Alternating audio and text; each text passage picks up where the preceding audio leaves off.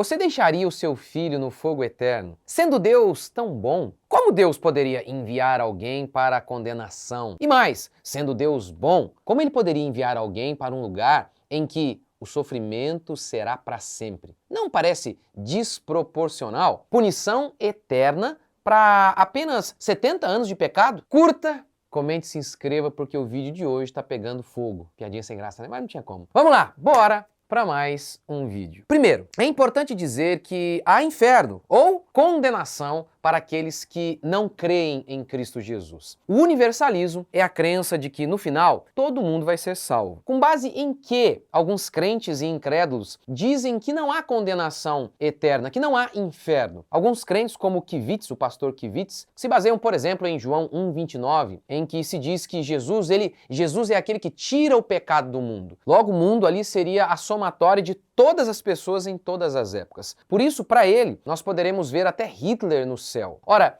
a isso, bastaria citar as dezenas de passagens bíblicas, que eu já vou citar logo a seguir aqui, que falam explicitamente da condenação eterna, e essas passagens, obviamente, levam à interpretação de que mundo não pode significar a totalidade dos seres humanos. O segundo argumento a favor da ideia falaciosa de que no final não haverá condenação e de que todo mundo será salvo, não vem apenas de uma distorção da Bíblia, mas também de uma concepção incorreta sobre Deus. Se Deus é bom, como ele pode permitir o sofrimento eterno das pessoas? Essa é a pergunta que eles fazem. Ora, essa pergunta, ela procede de um coração humano que é injusto. E a resposta a isso é que, justamente por ser bom, Deus tem que punir. Que juiz seria chamado de bom ao deixar um criminoso impune? Tanto que Apocalipse apresenta as almas dos crentes que foram assassinados injustamente, clamando por justiça. A ideia seria, como o Senhor pode ser bom permitindo que o mal prevaleça? Ora, a bondade de Deus implica que ele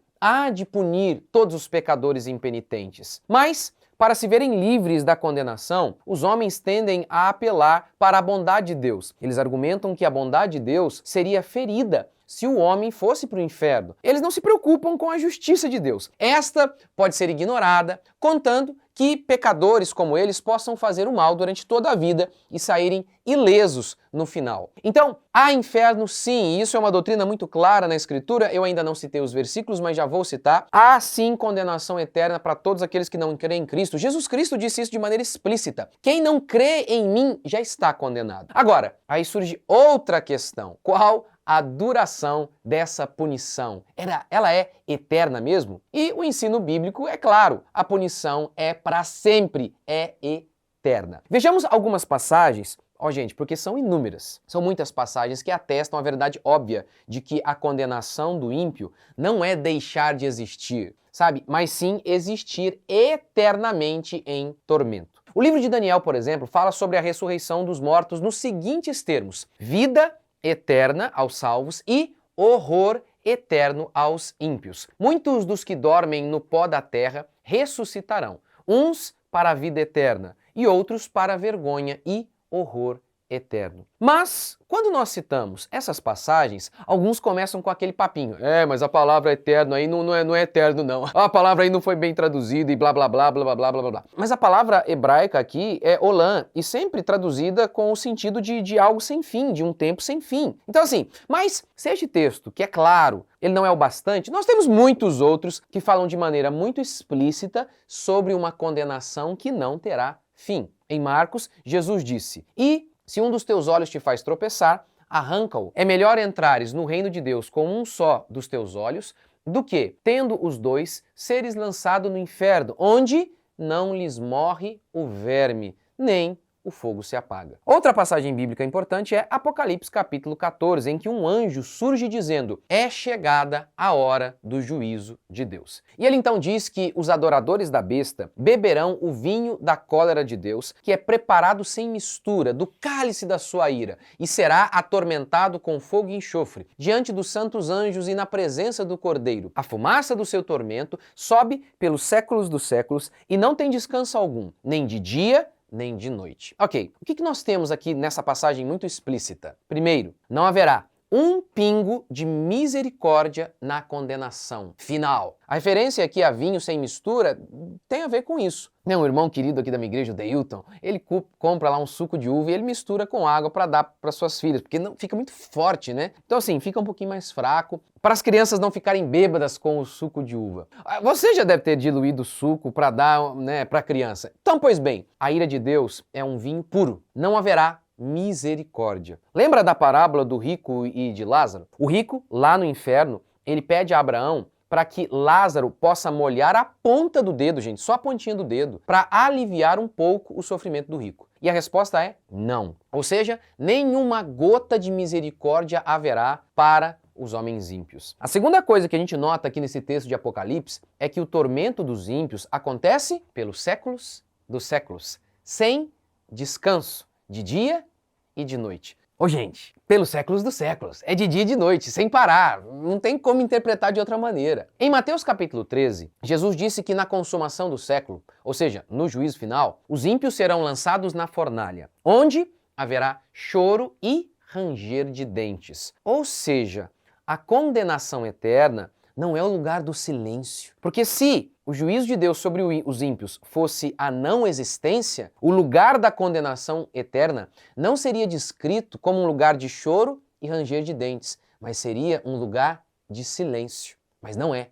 Mas não é o lugar do silêncio, é o lugar do grito do tormento, da dor que não cessa. Na parábola do rico e do Lázaro, o mundo espiritual não é descrito por um lugar de gozo perene de um lado e de deserto inabitável do outro. Há vida em ambos os lugares, mas no lado dos justos, vida eterna. No lado dos ímpios, tormento eterno. Vale lembrar também que, falando de maneira mais específica sobre o inferno, a palavra inferno não é exatamente a palavra correta para se referir à condenação final. Apocalipse diz que o inferno e a morte serão lançados no lago de fogo. Outro detalhe, então o inferno seria aí seria a cadeia. O homem foi pego em flagrante homicídio e foi para a cadeia para esperar o seu julgamento. Enquanto isso, ele está preso. Então seria mais ou menos essa uma boa figura para retratar aí o inferno e o lago de fogo, que é o juízo final de fato mesmo. Os ímpios estão no inferno, como o rico da parábola estava, esperando apenas o seu desfecho final, que é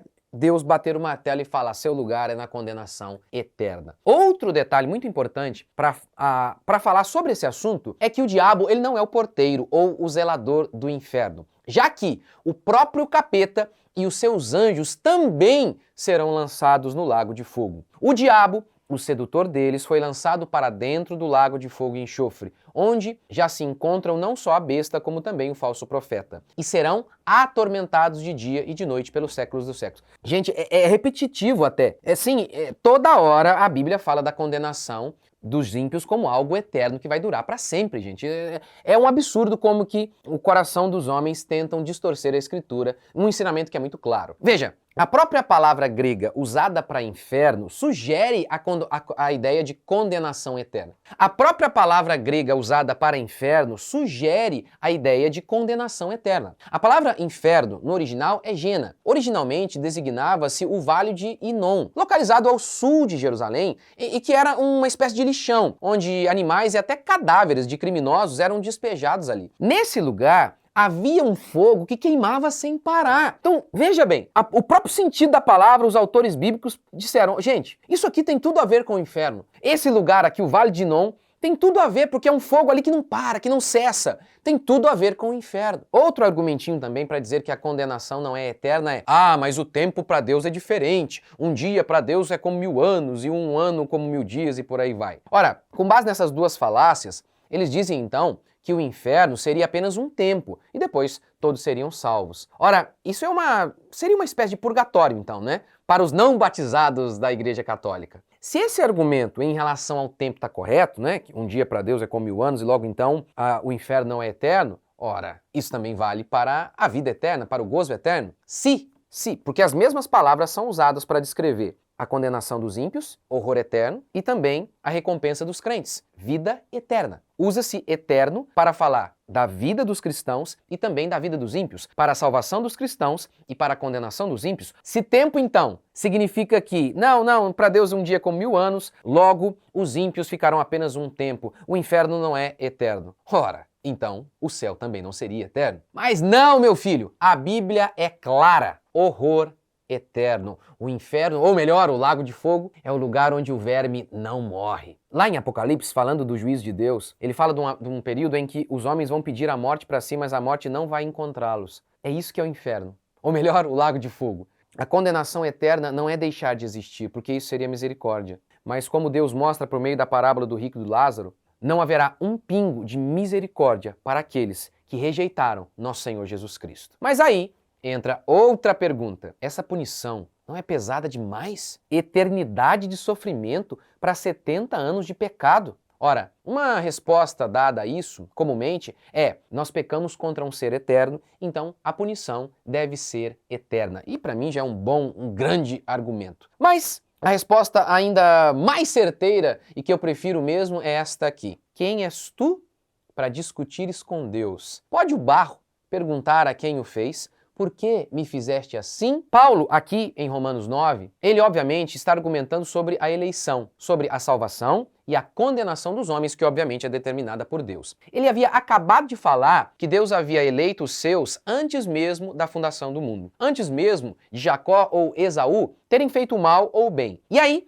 depois de falar sobre isso, o homem rebelde já começa a discutir com Deus. E então, Paulo solta essa. É ridículo que a criatura reclame com o Criador sobre a sua existência. Afinal, sem o Criador, você nem mesmo seria criatura. Sem Deus, você nem existiria. É ridículo também que o homem discuta com Deus sobre a extensão da punição que o homem merece. O homem que é um vaso, que só existe por conta de Deus e que só tem noção de certo ou errado por conta de Deus. Pense, por exemplo, no Jardim do Éden. Por que era pecado comer da árvore do conhecimento do bem e do mal? Porque Deus disse. Ele é que estabelece o que é justiça ou injustiça. Se Deus dissesse que a figueira estaria vedada ao homem, então comer figos seria errado. Se Deus dissesse que pular na água de manhã é errado, então pular na água de manhã seria errado. O mesmo se dá em relação ao destino dos ímpios. Ele estabeleceu que a condenação é eterna. Portanto, a condenação é eterna. Se você acha que há algum problema nisso, o problema está em você, não nele. Ou você acha que você é mais justo e mais misericordioso do que Deus, ele, que é a fonte de toda justiça e misericórdia. Nessa hora, e se você duvida que Deus há de punir os homens, e de uma maneira tão pesada, que na realidade é a justiça pura, dê uma olhada nas punições que Deus já operou e opera neste mundo. Olhe, por exemplo, para Israel. Por conta dos pecados de Israel, Deus permitiu que as mulheres de israelitas fossem estupradas, que as crianças morressem, sabe, de fome, no colo de suas mães, porque as mães não teriam nem leite para dar para seus bebês. Ou então, pense em Sodoma e Gomorra, que foi destruída com fogo e enxofre. Ali, pais correram com seus filhos em chamas no colo. Pense no dilúvio, em que a Bíblia diz que apenas Noé e sua família não foram mortos. Pense nisso. Bebês morreram afogados. Velhos, velhas morreram afogados. Pense no pai vendo aquele volume imenso de água vindo contra ele. Pense no pai que teve que mentir para o seu filho, abraçado do seu filho, dizendo: filho, vai ficar tudo bem. O texto bíblico é claro. Deus fez isso. As cores que a Bíblia pinta a condenação eterna são terríveis. E nós podemos ver um pouquinho disso já acontecendo hoje. Como Paulo diz em Romanos 1,18, a ira de Deus se revela do céu. Ele não diz que vai se revelar. Ele diz que já está se revelando. Ou seja, como Deus é retratado em se tratando de aplicar a sua justiça, faz o diabo parecer um gatinho. Sim, como eu disse agora há pouco, não é o diabo que é o porteiro do inferno ou do lago de fogo. É Deus. Deus é inclusive que vai punir o próprio diabo. O dia do Senhor na Bíblia é descrito com cores negras, assustadoras, que fará até o mais valente se comportar como uma mocinha. Caí sobre nós, ó montes, e escondei-nos da ira do cordeiro, dirão os homens. É isso que a Bíblia declara. O que eles estão falando aqui? É o seguinte: prefiro ser esmagado por uma montanha a ter que enfrentar a face do cordeiro. Se você acha que os islâmicos são cruéis, se você acha que os babilônicos eles eram cruéis com seus inimigos, eles empalaram os judeus. Lembra o que é empalar? É colocar uma estaca no orifício traseiro, atravessando o corpo para torturar até a morte. Se você acha que os romanos foram cruéis com seus inimigos ao crucificá-los, se você acha que esses homens foram cruéis, é porque você não viu Cristo, o justo juiz, que não deixará nenhum crime impune. Pastor, Então quem pode nos livrar de um Deus tão justo e tão bom? Só Ele mesmo. Cristo Jesus, nosso Senhor, sofreu a justa ira de Deus para que todo aquele que nele crê não pereça, mas tenha vida eterna. Portanto, busque o Senhor hoje, enquanto você pode achar. Como fugir da ira do Cordeiro? Perguntaria João Batista. E Jesus responde: eu. Somente em mim há salvação. Creia em Cristo agora, pois pode ser que não haja amanhã.